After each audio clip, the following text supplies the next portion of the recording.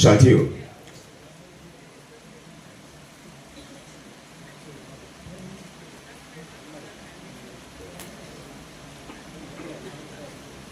what you are getting the knowledge,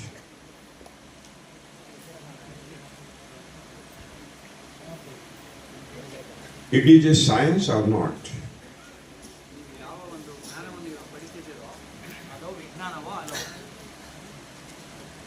ನೀವು ಯಾವ ಜ್ಞಾನವನ್ನು ಇವಾಗ ಪಡಿತಿದ್ದೀರೋ ಅದು ವಿಜ್ಞಾನವೋ ಅಲ್ಲವೋ ಅಂತ ಒಂದು ಪ್ರಶ್ನೆ. Subhash Palekar Krishi is based on knowledge, truth, science, non-violence, biodiversity, and humanism. Subhash Palekar ಕೃಷಿಯು ಸತ್ಯ, ಅಹಿಂಸೆ, ವಿಜ್ಞಾನ ಇವುಗಳ ಮೇಲೆ ಎಲ್ಲ ಅಡಿಪಾಯವಾಗಿ ನಿಂತಿದೆ. What is the difference between science and technology? ವಿಜ್ಞಾನ ಮತ್ತು ತಂತ್ರಜ್ಞಾನಗಳ ಬಗ್ಗೆ ಮಧ್ಯೆ ಇರುವ ವ್ಯತ್ಯಾಸವೇನು? So-called intellectuals in the world, they are claiming that technology is a science, totally wrong. ಈ ಬುದ್ಧಿಜೀವಿಗಳು ಅಂತ ಏನು ಹೇಳ್ತಾ ಇದ್ದಾರೆ ಪ್ರಪಂಚದಲ್ಲಿ, ಅವರೆಲ್ಲ ತಂತ್ರಜ್ಞಾನವೇ ವಿಜ್ಞಾನ ಅಂತ ಹೇಳ್ತಾ ಇದ್ದಾರೆ. What is knowledge? ಜ್ಞಾನ ಅಂದರೆ ಏನು? What is science? ವಿಜ್ಞಾನ ಅಂದರೆ ಏನು? What is truth? ಸತ್ಯ ಅಂದರೆ ಏನು? What is non-violence? ಅಹಿಂಸೆ ಅಂದರೆ What is biodiversity? ಜೀವ And ವೈವಿಧ್ಯಮಯತೆ what is ಅಂದ್ರೆ humanism? ಮಾನವತ್ವ, ಮಾನವೀಯತೆ ಅಂದ್ರೆ ಏನು? Knowledge is the information ಜ್ಞಾನ ಅನ್ನೋದು ಒಂದು given by 5 human ಮಾಹಿತಿ. organs. Knowledge is the information which is given by 5 human organs about the nature. ಜ್ಞಾನ ಅಂದರೆ ಈ ಪಂಚಮಹಾಭೂತಗಳಿಂದ ದೊರಕಿರುವಂತ ಪಂಚಮಹಾಭೂತಗಳ ಪಂಚೇಂದ್ರಿಯಗಳಿಂದ ದೊರಕಿರುವಂತ ನಮಗೆ ಜ್ಞಾನ, ನಮ್ಮ ಸುತ್ತಲೂ ನಮ್ಮ ನಿಸರ್ಗದಲ್ಲಿ ಇರುವಂತ ವಿಷಯಗಳ ಬಗ್ಗೆ. Our 5 organs: eyes, nose, tongue, ear, and skin. ಕಣ್ಣು, ಮೂಗು, ನಾಲಿಗೆ, ಕಿವಿ ಮತ್ತು ಚರ್ಮ ಇವು ನಮ್ಮ 5 ಪಂಚೇಂದ್ರಿಯಗಳು. I will give you an example. I went in a dense forest. There was a huge tree with uncountable fruits. The color of the fruit was green. My eyes given me the information that there is a huge tree in the dense forest having uncountable fruits. The color of the fruit is green. ಸ್ನೇಹಿತರೆ, ಇದಕ್ಕೆ ನಿಮಗೊಂದು ಮಾಹಿತಿ ಕೊಡ್ತೇನೆ. ನಾನು ಒಂದು ದಟ್ಟವಾದ ಅಡವಿಯ ಕಾಡಿಗೆ ಹೋದೆ. ಅಲ್ಲಿ ಒಂದು ಬೃಹತ್ ಆಕಾರವಾದ ಒಂದು ಮರ ಇತ್ತು. ಆ ಮರವನ್ನು ನೋಡಿದೆ. ಆ ಮರದಲ್ಲಿ ಅಗಣಿತವಾದ ಲೆಕ್ಕ ಹಾಕದಷ್ಟು ಹಣ್ಣುಗಳಿದ್ವು. ಆ ಹಣ್ಣುಗಳ ಬಣ್ಣ ಎಲ್ಲ ಹಸ್ರಾಗಿದ್ವು. ಇದರಲ್ಲಿ ನನ್ನ ಕಣ್ಣಿನ ಇಂದ್ರಿಯ ಏನ್ ಮಾಡ್ತು ಅಂದ್ರೆ ಆ ಕಾಡಿನಲ್ಲಿ ಇರುವಂತಹ ದೈತ್ಯ ಮರ ಅಂತಾನು ಗೊತ್ತಾಯ್ತು ಕಣ್ಣಿನಿಂದ. ಅದರಲ್ಲಿರುವಂತ ಅಗಣಿತವಾದ ಹಣ್ಣುಗಳನ್ನು ಕೂಡ ನೋಡ್ತು. ಆ ಹಣ್ಣಿನ ಬಣ್ಣಗಳು ಕೂಡ ಹಸ್ರಿದೆ ಅಂತ ನನ್ನ ಕಣ್ಣೆಂಬ ಇಂದ್ರಿಯ ನೋಡ್ತು. I have cut down one green fruit to investigate. I have hammered that fruit in front of my ear. There was no internal voice. My ear gave the impression that there is no internal voice. ನಾನು ಮುಂದೆ ಅಧ್ಯಯನ ಮಾಡೋಣ ಅಂತ ಏನ್ ಮಾಡಿದೆ, ಆ ಹಸ್ರಾಗಿರುವಂತ ಒಂದು ಹಣ್ಣನ್ನು ಏನ್ ಮಾಡಿದೆ, ಕಾಯನ್ನ ನಾನು ಕಿತ್ತುಕೊಂಡೆ ಕೈಗೆ. ಹಸ್ರಾಗಿರುವಂತ ಕಾಯಿನ, ಅದು ಗಟ್ಟಿಯಾಗಿತ್ತು. ಅದನ್ನ ಏನ್ ಮಾಡಿದೆ ಅಂದ್ರೆ ನನ್ನ ಕಿವಿ ಪಕ್ಕದಲ್ಲಿಟ್ಟು ನಾನು ಹೀಗೆ ಅಲುಗಾಡಿಸಿದೆ. ಅಲುಗಾಡಿಸಿದಾಗ ಅದರೊಳಗಿಂದ ಯಾವುದೇ ಒಂದು ಸದ್ದು ಬರಲಿಲ್ಲ. ಇದು ಸದ್ದು ಬರಲಿಲ್ಲ ಅನ್ನೋ ಮಾಹಿತಿ ನನ್ನ ಕಿವಿಯನ್ನ ಇಂದ್ರಿಯ ನನಗೆ ಕೊಡ್ತು. When I have taken the smell by nose is the one organ among these 5 organs. My nose said that there is no good smell, it is a bad smell. ಇದನ್ನು ಮುಂದುವರೆದ ಏನ್ ಮಾಡಿದೆ ಅಂದ್ರೆ, ಆ ಒಂದು ಕಾಯನ್ನ ನನ್ನ ಮೂಗಿನ ಹತ್ರ ಇಟ್ಕೊಂಡೆ. ಮೂಗು ಪಂಚೇಂದ್ರಿಯಗಳಲ್ಲಿ ಒಂದು ಕೂಡ. ಅದು ಏನ್ ಮಾಡ್ತು, ನಮ್ಗೆ ಈ ಹಣ್ಣಿನ ವಾಸನೆ ಪಕ್ವವಾದಲ್ಲ, ಒಳ್ಳೆಯ ವಾಸನೆ ಅಲ್ಲ, ಇದು ಬೇರೆ ತರ ವಾಸನೆ ಇದೆ ಅಂತ ಮಾಹಿತಿ ಕೊಡ್ತು. When I pressurized the fruit in between my fingers, my skin has given the information that it is very hard, it is not as soft. ನಾನೇನ್ ಮಾಡಿದೆ ಅಂದ್ರೆ, ತದನಂತರ ಈ ಕಾಯನ್ನು ತೆಗೆದುಕೊಂಡು ನನ್ನ ಬೆರಳುಗಳ ಮಧ್ಯೆ ಹಿಡಿದು ಅದನ್ನ ಭದ್ರವಾಗಿ ಹಿಂಗ್ ಒತ್ತೆ. ಈ ಒತ್ತಿದಾಗ ನನ್ನ ಚರ್ಮ ನನಗೆ ಏನ್ ಹೇಳ್ತು ಅಂತಂದ್ರೆ, ಈ ಒಂದು ಕಾಯಿ ಗಟ್ಟಿಯಾಗಿದೆ ಅಂತ ನನಗೆ ಸ್ಪರ್ಶ ಮುಖಾಂತರ ತಿಳಿ ಹೇಳ್ತು. And when I taken the taste of that green fruit, my tongue has given the information, oh, it is so, why you are eaten? This is given by my tongue. Tongue is the one organ. ಮತ್ತೆ ಅದು ಮುಂದುವರೆದ ಏನ್ ಮಾಡಿದೆ ಅಂದ್ರೆ, ಆ ಕಾಯನ್ನು ತಗೊಂಡು ಹಲ್ಲು ಮಧ್ಯೆ ಹಿಡಿದು ನಾನು ಕಡದಾಗ ಏನಾಯ್ತು ಅಂದ್ರೆ, ನನ್ನ ನಾಲಿಗೆ ನನಗೆ ಹೇಳ್ತು, ಯಾಕೆ ಇದನ್ನ ಕಡಿಯಕ್ ಹೋದೆ? ನೀನ್ ಕಡಿಯಕ್ ಹೋದ್ರಿಂದ ಅತಿ ಹೆಚ್ಚು ಹುಳಿ ಆಗಿತ್ತು, ಹುಳಿ ಲೊಟ್ಟೆ ಆಗಿತ್ತು. ಹಾಗಾಗಿ ನೀನು ಹುಳಿ ಇರೋದನ್ನ ನೀನು ಯಾಕೆ ಕಡಿದು ತಿನ್ನಕ್ ಹೋದೆ ಅಂತ ಅಂದ್ಬಿಟ್ಟು ನನ್ನ ನಾಲಿಗೆ ನನಗೆ ಹೇಳಿತು. External information is given, it is knowledge. ಹೊರಗಿನ ಜ್ಞಾನ, ಹೊರಗಿನ ಮಾಹಿತಿಯನ್ನು ನಿಮ್ಗೆ ಏನ್ ಕೊಡುತ್ತೋ ಇದು ಜ್ಞಾನ. ದಯವಿಟ್ಟು ಎಲ್ಲರೂ ಎಚ್ಚೆತ್ಕೊಂಡಿರಿ, ಇದು ತುಂಬಾ ಆಳವಾಗಿ ಹೋಗ್ತಾ ಇದೀವಿ. ದಯವಿಟ್ಟು ತುಂಬಾ ವಿಜ್ಞಾನದಲ್ಲಿ ಇಳಿತಾ ಇದೀವಿ. ಎಲ್ಲರೂ ಎಚ್ಚೆತ್ಕೊಳ್ಳಿ, ಎಲ್ಲರೂ ಬರ್ಕೊಳ್ಳಿ. After 1 month, again I gone back to the dense forest. I have seen the change. Before 1 month, the color of fruit of mango was green. Now it become yellowish. That means color is changed. My eyes has given the information. Color is changed. ನಾನು ಅದಾದ ನಂತರ 1 ತಿಂಗಳ ನಂತರ ಮತ್ತೆ ಅದೇ ಕಾಡಿಗೆ, ಅದೇ ಮರದ ಕೆಳಗಡೆ ಹೋದೆ. ಅಲ್ಲಿ ಹೋದಾಗ ನನಗೆ ಹಸ್ರಾಗಿದ್ದಂತ ಕಾಯಿಗಳು ಹಳದಿ ಬಣ್ಣಕ್ಕೆ ತಿರುಗಿರೋದನ್ನ ಕಾಣಿಸ್ತು. ಈ ಹಸಿರು ಬಣ್ಣ ಹಳದಿಯಾಗಿ ತಿರುಗಿರೋದನ್ನ ನನ್ನ ಕಣ್ಣೆಂಬ ಇಂದ್ರಿಯ ನನಗೆ ಮಾಹಿತಿ ಕೊಡ್ತು. I have taken the smell, my nose has given the information, oh, it is a very beautiful smell. ನಾನು ಅದನ್ನ ನನ್ನ ಮೂಗಿನ ಹತ್ರ ಇಟ್ಕೊಂಡೆ. ನನ್ನ ಮೂಗು ಹೇಳ್ತು, ಆಹಾ, ಎಂತ ಒಂದು ಅದ್ಭುತವಾದ ಸುಗಂಧ ಭರಿತವಾದ ಸುವಾಸನೆ ಬರ್ತಾ ಇದೆ ಅಂತ ನನ್ನ ಮೂಗು ನನಗೆ ಹೇಳಿತು.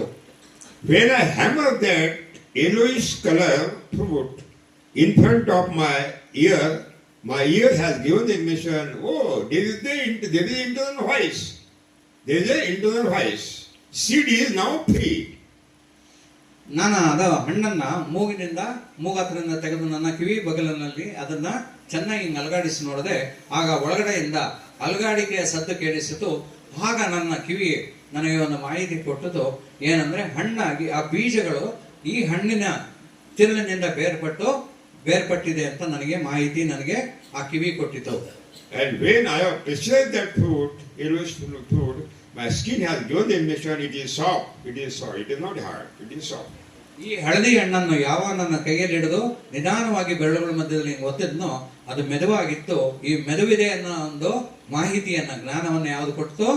ಸ್ಪರ್ಶ ಅಂದ್ರೆ ನಮ್ಮ ಚರ್ಮ ಕೊಟ್ಟಿತು. And when I have taken the taste of that yellowish fruit, my tongue has given the information, oh, very fantastic sour taste it is. ನಾನು ಅದನ್ನ ತಗೊಂಡು ಬಾಯಿಗೆ ಇಟ್ಕೊಂಡು ನಾನು ಕಡದೆ. ಆ ಕಡದಾಗ ಅದು ನನಗೆ ನನ್ನ ನಾಲಿಗೆ ಹೇಳಿತು, ವಾ ಎಂತ ಅದ್ಭುತವಾದ ಸುಗಂಧ ಭರಿತವಾದ ಸಿಹಿಯಾದ ಹಣ್ಣನ್ನು ನಾನು ತಿಂತಾ ಇದ್ದೀನಿ ಅಂತ. That means, simple word, external information about any commodity or thing or the nature given by 5 human organs is a knowledge.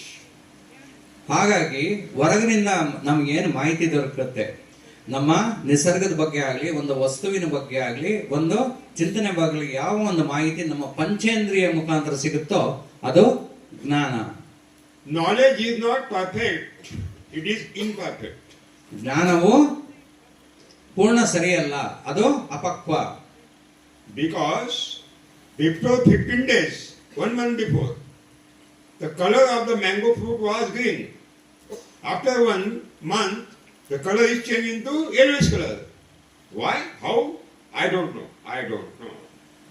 ಈಗ ಜ್ಞಾನದ ಮುಖಾಂತರ ನಮಗೆ ಪಂಚೇಂದ್ರ ಮುಖಾಂತರ ಏನ್ ತಿಳಿತು? 1 ತಿಂಗಳ ಹಿಂದೆ ಇದ್ದಂತ ಹಸಿರು ಕಾಯಿ 1 ತಿಂಗಳ ನಂತರ ಹಳದಿ ಆಯ್ತು. ಯಾವ ರೀತಿ ಈ ಹಸಿರು ಬಣ್ಣ ಇದ್ದಂತ ಕಾಯಿ ಹಳದಿ ಆಯ್ತು ಅನ್ನೋದು ಜ್ಞಾನ ನನಗಿತ್ತಷ್ಟೇ ಹೊರತು ಅದರ ಮಾಹಿತಿ ಅಂದ್ರೆ ಪೂರ್ತಿ ವಿಷಯ ನನಗೆ ಅದರ ಬಗ್ಗೆ ತಿಳಿತಿರಲಿಲ್ಲ, ಹೇಗೆ ಬದಲಾವಣೆ ಆಯ್ತು ಅಂತ. Even before 1 month, the fruit was hard. Now it became soft. How? I don't know. Why? I don't know. ತಿಂಗಳಿಂದ ಇದ್ದಂತ ಗಟ್ಟಿ ಕಾಯಿ 1 ತಿಂಗಳ ನಂತರ ಮೆದುವಾಗಿ ನನ್ನ ಕೈ ಮಧ್ಯದಲ್ಲಿ ಮೆದುವಾಗಿ ಕಂಡಿತು. ಅದು ಗಟ್ಟಿಯಿಂದ ಮೆದುವು ಹೇಗಾಯ್ತು ಅನ್ನೋದು ಕೂಡ ನನಗೆ ಗೊತ್ತಾಗಲಿಲ್ಲ, ಮಾಹಿತಿ ಇಲ್ಲ. Before 1 month, the taste was sour. Now it becomes sweet. How? Why?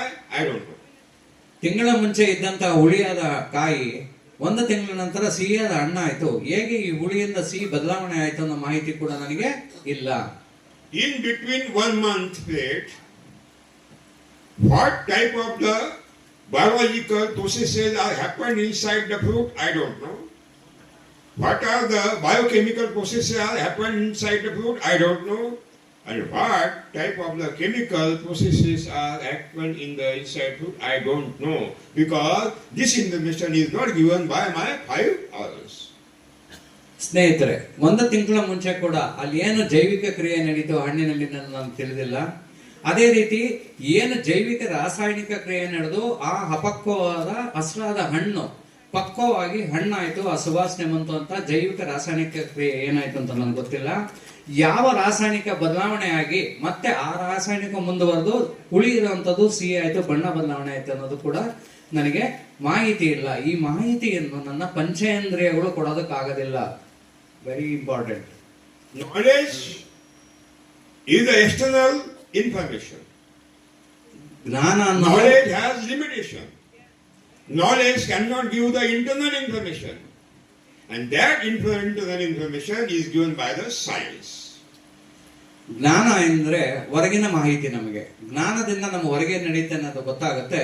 ಆದ್ರೆ ಜ್ಞಾನದಿಂದ ನಮಗೆ ಒಳಗೆ ಆಂತರಿಕವಾಗಿ ಏನ್ ನಡೆಯುತ್ತೆ, ಏನು ಬದಲಾವಣೆ ಆಗುತ್ತೆ ಅನ್ನೋದು ಮಾಹಿತಿ ಇರೋದಿಲ್ಲ. ಈ ಬದಲಾವಣೆ ಜ್ಞಾನದಿಂದ ಆಂತರಿಕವಾಗಿ ಏನ್ ನಡೆಯುತ್ತೆ, ಇಂಟರ್ನಲ್ ಆಗಿ ಏನ್ ನಡೆಯುತ್ತೆ ಅನ್ನೋದು ಮಾಹಿತಿ ಯಾವ್ದು ಕೊಡುತ್ತೆ ನಮಗೆ? ವಿಜ್ಞಾನ, science.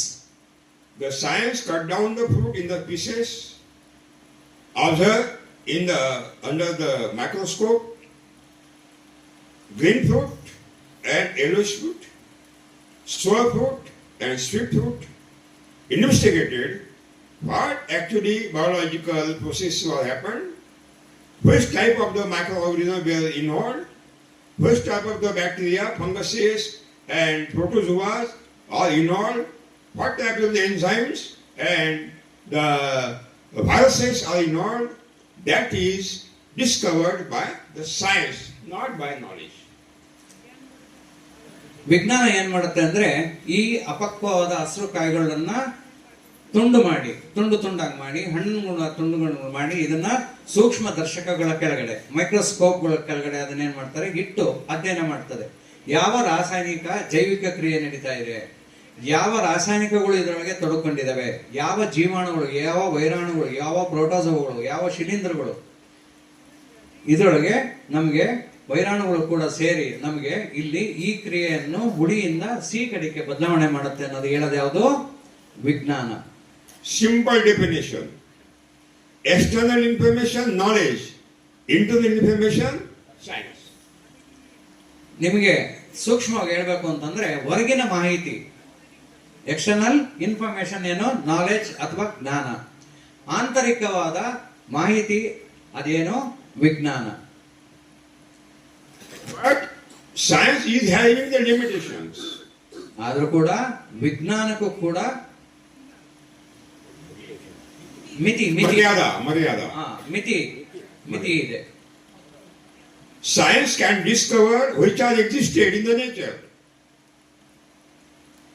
But science cannot discover, those are existed but not seen by the human being. ವಿಜ್ಞಾನ ಏನ್ ಮಾಡ್ಬೋದು ಅಂದ್ರೆ ನಿಸರ್ಗದಲ್ಲಿ ಏನಿದೆ ಅನ್ನೋದ್ರ ಬಗ್ಗೆ ನೀವು ಮಾಹಿತಿ ಕೊಡ್ಬೋದು ಕಂಡಿರೋದನ್ನ. ಆದ್ರೆ ವಿಜ್ಞಾನವು ನಿಸರ್ಗದ ಆಚೆ ಏನು ನಾವು ಕಾಣುವುದಿಲ್ಲ ಅದನ್ನ ಬಗ್ಗೆ ಮಾಹಿತಿ ಅದು ಕೊಡಕ್ಕೆ ಬರುವುದಿಲ್ಲ. Science is the information about existed matters in nature. Science giving the information about which is existed in the nature. Which is existed in nature can give the information. जो प्रकृति में अस्तित्व में है वही विज्ञान बता सकता है. जो प्रकृति में अस्तित्व में नहीं है वो विज्ञान बता नहीं सकता. ವಿಜ್ಞಾನವು ನಾ ಹೇಳಿದಾಗೆ ಆಗ್ಲೇ ಮಿತಿ ಇದೆ. ಪ್ರಕೃತಿಯಲ್ಲಿ ಅಸ್ತಿತ್ವದಲ್ಲಿರೋದನ್ನ ವಿಜ್ಞಾನ ಹೇಳ್ಬೋದು, ಆದ್ರೆ ಯಾವುದು ಪ್ರಕೃತಿಯಲ್ಲಿ ಅಸ್ತಿತ್ವದಲ್ಲಿಲ್ಲ. ಪ್ರಕೃತಿಯಲ್ಲಿ ಅಸ್ತಿತ್ವವಿರೋದನ್ನ ವಿಜ್ಞಾನ ಹೇಳ್ಬೋದು, ಆದ್ರೆ ಯಾವುದು ಪ್ರಕೃತಿಯಲ್ಲಿ ಅಸ್ತಿತ್ವದಲ್ಲಿಲ್ಲ ಅದನ್ನ ವಿಜ್ಞಾನ ಹೇಳಕ್ ಆಗೋದಿಲ್ಲ. ತುಂಬಾ ಮುಖ್ಯ. Which is existed in the nature that can be discovered. If it is not existed, how I can discover? ಯಾವಾಗ ಅದು ನಿಸರ್ಗದಲ್ಲಿ ಇದೆಯೋ ಅದನ್ನ ನಾವು ಕೂಡ ಅಧ್ಯಯನ ಮಾಡಬಹುದು, ಸಂಶೋಧನೆ ಮಾಡಬಹುದು. ಆದ್ರೆ ಅದು ನಿಸರ್ಗದಲ್ಲಿ ಇಲ್ಲ ಅನ್ನೋದನ್ನ ನೀವು ಹೇಗೆ ಅಧ್ಯಯನ ಮಾಡ್ತೀರಾ, ಹೇಗೆ ಸಂಶೋಧನೆ ಮಾಡ್ತೀರಾ? Since trillions of the year, gravitational force was existed, today also existed. But none of the human was known about that gravitational force before Newton. ಲಕ್ಷಾಂತರ ವರ್ಷಗಳ ಹಿಂದೆ ಕೂಡ ಈ ಗುರುತ್ವಾಕರ್ಷಣೆ ಶಕ್ತಿ ಅನ್ನೋದಿತ್ತು. ಇಷ್ಟು ವರ್ಷಗಳಾದ್ರೂ ಕೂಡ ಯಾವತ್ತು ನ್ಯೂಟನ್ ಅದನ್ನ ಕಂಡುಹಿಡಿದು ಇದು ಗುರುತ್ವಾಕರ್ಷಣ ಶಕ್ತಿ ಅಂತ ಹೇಳೋದ ತನಕ ಈ ಗುರುತ್ವಾಕರ್ಷಣ ಶಕ್ತಿ ಬಗ್ಗೆ ನಮಗೆ ಮಾಹಿತಿ ಇರಲಿಲ್ಲ. ಆದ್ರೆ ಈ ಗುರುತ್ವಾಕರ್ಷಣ ಶಕ್ತಿ ಅನ್ನೋದು ಮುಂಚೆಯಿಂದ ಅಕಾಲದಿಂದ ಇವತ್ತು ಕೂಡ ಅದಿದ್ದೇ ಇದೆ. Isaac Newton had discovered gravitational force basically which was existed in the nature in the first time of human civilization. First man who had discovered the gravitational force. But it was happened, it was existed, but nobody was known. First man who discovered, that is Isaac Newton.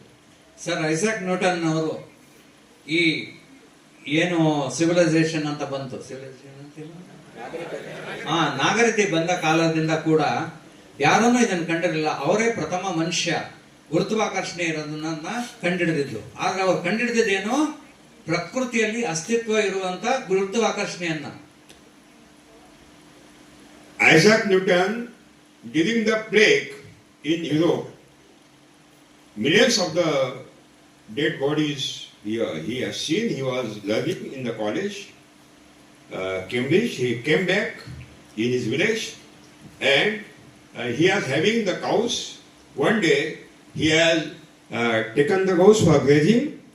Cows were grazing and he has stepped under the apple tree. Sir, Isaac Newton ಅವರು Cambridge ಅಲ್ಲಿ ಓದ್ತಾ ಇರ್ಬೇಕಾದ ಸಮಯ ಏನಾಯ್ತು ಅಂದ್ರೆ ಅಲ್ಲಿ plague, ಇಲಿ ಜ್ವರ ಅಂತಂದ್ರೆ ಇಲಿ ರೋಗ ಅಂತಂದ್ರೆ ಪ್ಲೇಗ್ ಅನ್ನೋ ಒಂದು ಮಹಾಮಾರಿ ಬಂತು. ದಶಲಕ್ಷ ಜನಗಳು ಅಲ್ಲಿ ಸಾವನ್ನಪ್ತಾರೆ ಈ ರೋಗದಿಂದ. ಅಂತ ಸಮಯದಲ್ಲಿ ಅವರು ವಾಪಸ್ ಬಂದು ಏನ್ ಮಾಡಿದ್ರು, ಹಳ್ಳಿಲಿ ಹಸುಗಳನ್ನ ಅವರು ಮೇಸಕ್ಕೆ ಅಂತ ಕರ್ಕೊಂಡು ಹೋದ್ರು. ಮೇಸಕ್ಕೆ ಅಂತ ಕರ್ಕೊಂಡು ಹೋದಾಗ ಒಂದು ದೊಡ್ಡ ಮರದ ಕೆಳಗಡೆ ಅವರು ಉಳ್ಕೊಂಡು ಅಥವಾ ಮಲಕೊಂಡ್ರು. He was taking the rest under the apple tree.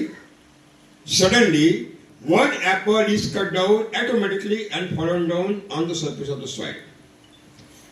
ಅವ್ರು ಅದ್ರ ಕೆಳಗಡೆ ಮಲಗಿದ್ರು. ಅಂತ ಸಮಯದಲ್ಲಿ ಏನಾಯ್ತು, ಸುಮ್ಮನೆ ಅವ್ರ ಪಾಡಿಗೆ ಅವ್ರು ಮಲಗಿದ್ರು. ಕಣ್ಬಿಟ್ಕೊಂಡು ಏನಾಯ್ತು ಅಂದ್ರೆ ಒಂದು ಸೇಬಿನ ಮರದ ಕೆಳಗಡೆ ಮಲಗಿದ್ರು. ಆ ಸೇಬು ಆ ತೊಟ್ಟಿನಿಂದ ಕಳಿಸ್ಕೊಂಡು ಕೆಳಗಡೆ ಬೀಳುತ್ತೆ. ಅದನ್ನ ಅವರು ನೋಡಿದ್ರು. Normal people cannot decide and think about that fallen shape because it is happened, it is natural, it is fallen down. ಸಾಮಾನ್ಯ ಮನುಷ್ಯರು ಇದ್ರ ಬಗ್ಗೆ ಯೋಚನೆ ಮಾಡಕ್ಕಾಗಲ್ಲ. ಮಾಮೂಲು, ಅದು ನಿಸರ್ಗದತ್ತವಾಗಿ ಏನಾಗುತ್ತೆ, ಅವು ಬೀಳ್ತಾ ಇರ್ತವೆ. ಬೀಳೋದನ್ನ ದೊಡ್ಡ ವಿಷಯ ಅಲ್ಲ. But Isaac Newton started to ask the question to internal soul. Why it is fallen down on the surface? Why he has not gone in the sky? Why it has not fallen in the right side?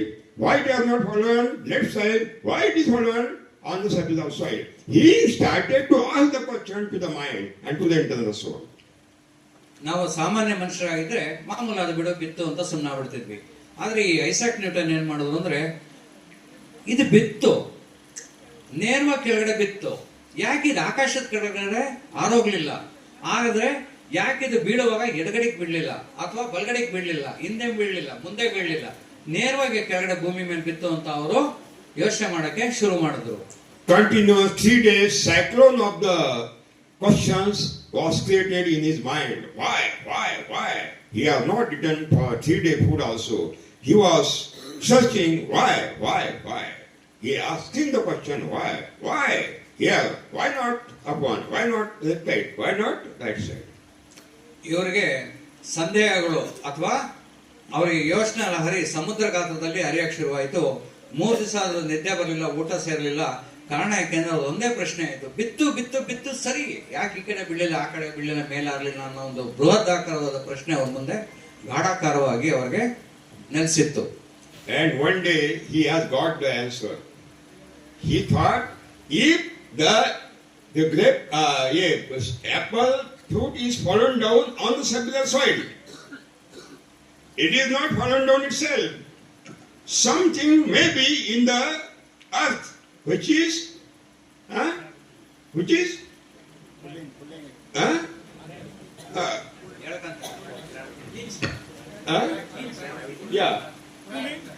toward the center of the earth, which is pulling toward the center of the earth.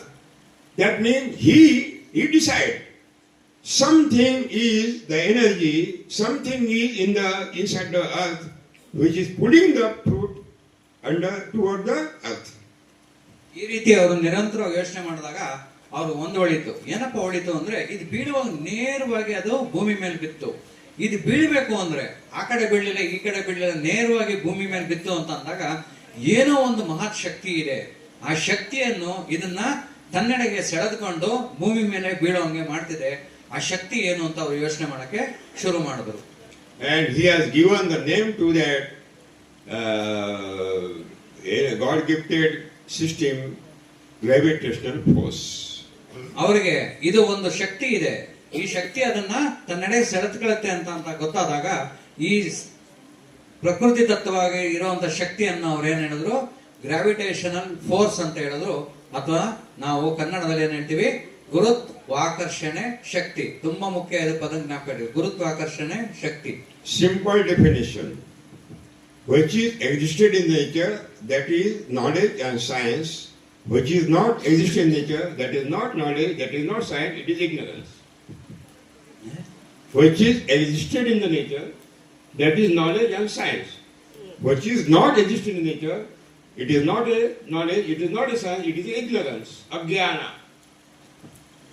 ಯಾವುದು ನಿಸರ್ಗದಲ್ಲಿ ಇದೆಯೋ ಅದು ಜ್ಞಾನ, ಯಾವುದು ನಿಸರ್ಗದಲ್ಲಿ ಇಲ್ವೋ ಅದ್ರ ಬಗ್ಗೆ ಮಾಹಿತಿ ಅಂತ ಅಂದಾಗ ಏನಾಗುತ್ತೆ, ಆ ಮಾಹಿತಿ ಬಂದು ಅಜ್ಞಾನ. ಯಾವ ಸಮಯ ಆಗ ಅರ್ಥ ಆಯ್ತರಾ? ಕೈಗಳು ಇಳಿಸಿ ಎಲ್ಲ ನೋಡೋಣ. ಕೈಗಳು ಇಳಿಸಿದಪ್ಪ, ಏನ್ ನಿದ್ದೆ ಮಾಡ್ತಿದ್ದೀರಿ ನೀವು? ಕೈಗಳು ಇಳಿಸಿದ್ರೆ ಎಲ್ಲ ಎತ್ತವ್ರು, ಎತ್ತೇನ್ರಿ ಒಬ್ರು ಎತ್ತಲ್ಲ, ಇಳಿಸಿದ್ರೆ ಇರೋರೆಲ್ಲ ಎತ್ತವ್ರು. कुछ लोग दो हाथ ऊपर कर रहे हैं. ಎರಡು ಕೈ ಎದ್ದವರಲ್ಲೇ ಮೇಲೆ ಎತ್ತರ ಕೈಯ. मैंने देखा कुछ लोग 3 हाथ ऊपर कर रहे हैं, शायद उनको 3 हाथ होंगे. Okay, continue. Agriculture universities claim that it is agriculture science. Agriculture universities claim that chemical farming is a agriculture science. They have given the agriculture science name. Totally wrong. They are misguiding the entire world. ಕೃಷಿ ಮಹಾವಿದ್ಯಾಲಯಗಳು ಈ ರಾಸಾಯನಿಕ ಕೃಷಿಯನ್ನು ಕೃಷಿ ವಿಜ್ಞಾನ ಅಂತ ಹೇಳ್ತಾರೆ, ಅದ್ರ ಬಗ್ಗೆ ಮಾಹಿತಿ ಕೊಟ್ಟಿದ್ದಾರೆ. ಅದು ಹೇಳ್ತಿರೋದು ಶುದ್ಧ ಸತ್ಯ, ಅಸತ್ಯ, ಸುಳ್ಳು. What is definition? Which is existed in the nature. That is knowledge and science. Which is not existed in nature, that is not knowledge, that is not science, that is a ignorance. ಇದಕ್ಕೆ ಪುರಾವೆ ಏನು? ಯಾವುದು ಪ್ರಕೃತಿಯಲ್ಲಿದೆಯೋ ಅದು ವಿಜ್ಞಾನ, ಜ್ಞಾನ. ಯಾವುದು ಪ್ರಕೃತಿಯಲ್ಲಿ ಇಲ್ಲವೋ ಅದೇನೋ ಅಜ್ಞಾನ. Agriculture science says you have to cultivate the soil by tractor. There is no cultivation in the nature. There is no cultivation in the nature. ಕೃಷಿ ವಿಜ್ಞಾನ ಏನ್ ಹೇಳುತ್ತೆ ಅಂದ್ರೆ ನೀವು ಉಳುಮೆಯನ್ನು ಟ್ರ್ಯಾಕ್ಟರ್ ಉಪಯೋಗಿಸ್ಕೊಂಡು ಮಾಡಬೇಕು, ಆದ್ರೆ ಪ್ರಕೃತಿಯಲ್ಲಿ ಟ್ರ್ಯಾಕ್ಟರ್ ಅನ್ನೋ ಪದ ಇಲ್ಲ. Agriculture science claim that chemical fertilizer should be utilized. It is a food of the root zone. There is no chemical fertilizer in the nature. ಕೃಷಿ ವಿಜ್ಞಾನ ಏನ್ ಹೇಳುತ್ತೆ ಅಂದ್ರೆ ನೀವು ರಾಸಾಯನಿಕ ಗೊಬ್ಬರಗಳನ್ನು ನೀವು ಬಳಸಬೇಕು. ಆ ರಾಸಾಯನಿಕ ಗೊಬ್ಬರಗಳು ಈ ಬೇರುಗಳ, ಸಸ್ಯ ಮರಗಿಡಗಳ ಬೇರುಗಳ ಆಹಾರ ಅಂತ ಹೇಳ್ತಾರೆ. ಆದ್ರೆ ನಿಸರ್ಗದಲ್ಲಿ ಯಾವುದೇ ರೀತಿ ಗೊಬ್ಬರ ಇಲ್ಲ. Agriculture science claim that you have to spray insecticide, otherwise you can't control the pest. In the nature there is no insecticide. ಕೃಷಿ ವಿಜ್ಞಾನ ಏನ್ ಹೇಳುತ್ತೆ ಅಂದ್ರೆ ಮತ್ತೆ ಅದು ಹೇಳುತ್ತೆ ನೀವು ಕೀಟ ಬಾಧೆಗಳಿಗೆ ಕೀಟ ನಿರೋಧಕಗಳನ್ನ ನೀವು ಸಿಂಪಡಣೆ ಮಾಡಬೇಕು ಅಂತ ಹೇಳ್ತಾರೆ. ಆದ್ರೆ ನಿಸರ್ಗದಲ್ಲಿ ಯಾವುದೇ ರೀತಿ ಒಂದು ಕೀಟ ನಿರೋಧಕ ಸಿಂಪಡಣೆಗಳು ಇಲ್ಲ. Agriculture science claim that you have to give the irrigation water, otherwise you can't get the production. In the nature there is no irrigation. ಕೃಷಿ ವಿಜ್ಞಾನ ಏನ್ ಹೇಳುತ್ತೆ ಅಂದ್ರೆ ನೀವು ಗಿಡ ಬೆಳಿಬೇಕು ಅಂದ್ರೆ ನೀವು ಖಂಡಿತವಾಗ್ಲೂ ನೀರನ್ನ ಸಿಂಚಾಯಿ ಅಥವಾ ನೀರನ್ನ ಕೊಡ್ಲೇಬೇಕು ಅಂತ ಹೇಳ್ತಾರೆ. ಆದ್ರೆ ಪ್ರಕೃತಿಯಲ್ಲಿ ಯಾವುದೇ ರೀತಿ ನೀರನ್ನ ಒದಗಿಸುವಂತ ವ್ಯವಸ್ಥೆ ಇಲ್ಲ. ಕೃಷಿ ವಿಜ್ಞಾನ agriculture science claim that you have to spray hormones on the standing crop. There is no hormone spray in the nature. ಕೃಷಿ ವಿಜ್ಞಾನ ಹೇಳುತ್ತೆ ನೀವು ಪ್ರಚೋದಕಗಳನ್ನ ಹೆಚ್ಚು ಕಾಯಿ ಬಿಡೋದಕ್ಕೆ, ಫಲ ಕೊಡೋದಕ್ಕೆ, ಹೂವನ್ನು ಕೊಡೋದಕ್ಕೆ ಏನ್ ಮಾಡಬೇಕಾಗುತ್ತೆ, ಪ್ರಚೋದಕಗಳನ್ನ ನೀವು ಸಿಂಪಡಣೆ ಮಾಡಬೇಕು ಅಂತ ಹೇಳುತ್ತೆ. ಆದ್ರೆ ಆ ರೀತಿ ಯಾವ ಪ್ರಚೋದಕಗಳ ಸಿಂಪಡಣೆ ಕೂಡ ನಿಸರ್ಗದಲ್ಲಿ ಇಲ್ಲ. That means all impurities of the chemical farming, agricultural science is not existing in the nature. That means agricultural science is not a science, it is a ignorance. ಈ ಯಾವ ಒಂದು ಅವಾಗ್ಲಿಂದ ತಿಳಿಸಿದಂತ ಪ್ರಕ್ರಿಯೆಗಳು ನಿಸರ್ಗದಲ್ಲಿ ಇಲ್ಲ ಅಂತ ಅಂದ್ಮೇಲೆ ಅವು ಶುದ್ಧ ಸುಳ್ಳು. ನಿಸರ್ಗದಲ್ಲಿ ಅಸ್ತಿತ್ವದಲ್ಲಿಲ್ಲ ಅಂದ್ರೆ ಏನದು ಅಜ್ಞಾನ, ಸುಳ್ಳು. कृषि विज्ञान ज्ञान नहीं है, कृषि विज्ञान विज्ञान नहीं है, कृषि विज्ञान महान अज्ञान है, महान अज्ञान. ಕೃಷಿ ಜ್ಞಾನವನ್ನು ಜ್ಞಾನ ಅಲ್ಲ ಅದು ವಿಜ್ಞಾನ ಕೂಡ ಅಲ್ಲ. ಅದು ಕೃಷಿ ಜ್ಞಾನ ಅಂತ ಏನ್ ಹೇಳ್ತೀವೋ ಅದು ಅಜ್ಞಾನ. But कृषि विज्ञान is existed. Thousands of farmers are practicing in every village. We can't deny. But not as a science, as a technology.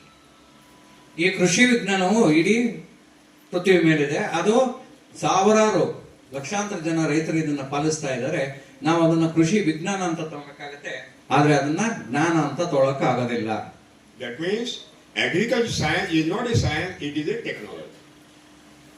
ಅದರ ಅರ್ಥ ಏನು ಅಂದ್ರೆ ಕೃಷಿ ವಿಜ್ಞಾನ ಅನ್ನೋದು ಅದು ವಿಜ್ಞಾನ ಅಲ್ಲ, ಅದು ಒಂದು ತಾಂತ್ರಿಕತೆ, ತಂತ್ರಜ್ಞಾನ ಅಥವಾ ತಾಂತ್ರಿಕತೆ, ಟೆಕ್ನಾಲಜಿ. ತಂತ್ರ ವಿಜ್ಞಾನ, ತಂತ್ರಜ್ಞಾನ. ಓಕೆ, ಈ ಸಮझ में आ गया? ಎದ್ದೇಳ್ರಪ್ಪ, ಇವಾಗ ನಿದ್ದೆ ಮಾಡ್ಬೇಡ್ರಿ, ಆಳೋಗಿ ಹೋಗ್ತಾ ಇದೀವಿ. क्या मालूम समझ में आ रहा नहीं आ रहा, विधानसभा में क्यों सो रहा है सब लोग? समझ में आ रहा. ठीक है, थैंक यू. ನೀವು ನೋಡಿ ಎಷ್ಟು ನೀವು ಅಲ್ಲಿ ಜೋಶ್ ತೋರಿಸ್ತಿರೋ, ಇಲ್ಲಿ ಕಿತ್ಕೊಂಡ್ ಬರ್ತದೆ ಬುಲೆಟ್ಗಳು. ಇಲ್ಲಾಂದ್ರೆ ಅಷ್ಟೇ, ನಿಮ್ಗೆ ನಿದ್ದೆ ಮಾಡಕ್ ಹೋಗಿ ನೀವು. In the nature, there is no cow dung manure is utilized by the nature. In the nature, there is no cow dung manure. That means cow-based farming is not existed in nature. That means cow-based farming is not a science. It is not a knowledge. It is 100% ignorance.